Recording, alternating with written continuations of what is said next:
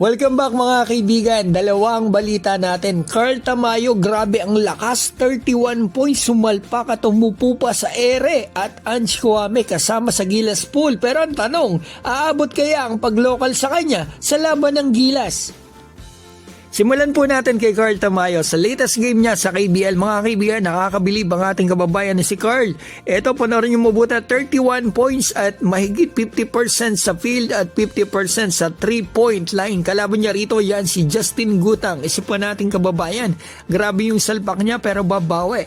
Etong ating kababayan ni Yoyo umupo sa ere. Si Carl Tamayo, ang angas naman yan, pang poster. Carl, sana mas maganda yung laro mo dito sa second window. Siyempre, sana mas mahaba ang playing time niya dito sa second window. So ito, makikita natin Carl Tamayo sumalpak pa. Galing din, ang lakas ng batang to. Magaling gumamit ng katawan, magandang footwork, may shooting. Kailangan lang talaga mabigyan mas mahabang playing time, mahabang pagkakataon dito sa ating Gilas, Pilipinas.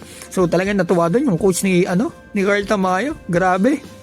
So yun mga kaibigan, 31 points, 5 rebounds, sinabi ko na yung stats niya, yan, ipipin ko na rin siguro dito, panalo pa sila. So ito pag-usapan naman natin, si Ange Kouame sa Gilas bilang local from SBP. Di ba mga kaibigan, last month po ay naglabas ang SBP ng 15-man player pool ng Gilas para nga sa first window at bigla ang napasama si Ange Kouame. Kahit meron na po tayong Brownlee na dapat talaga isa lang talaga naturalize. Pero tandaan po natin na ngayong taon, 2026 ay 10 taon na po dito sa Pinas si Kouame at possible na po siyang maging local sa FIBA ngayong taon via 10-year residency.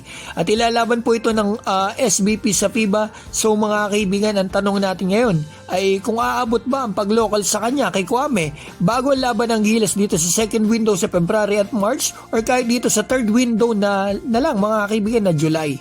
So eto mga kaibigan, para transparent po tayo, eto yung message ko sa kanya. Tinanong ko po kung possible ba mid or late this year ma-approve na as local etong si Kouame. Ang sagot po sa akin ay eto, basahin yung mabuti. Depende talaga kay FIBA eh. Hard to tell kailan sila maglalabas decision about it.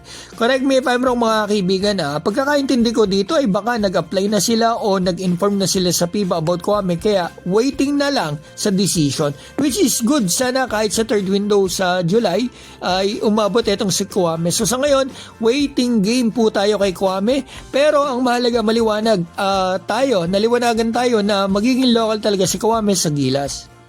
Shoutout ko po pala si Ashu, Kiefer Wild, 3PH, Alvinura, Joey Del Mundo, Joe Ocampo, Jungi Sabehon, Disenia, Alexis Bernardo, Badasan Michael, Samuel Salinel, Capi Feed, Sagittarius at Hunter Dex Hunter. Mga kaibigan, maraming salamat po.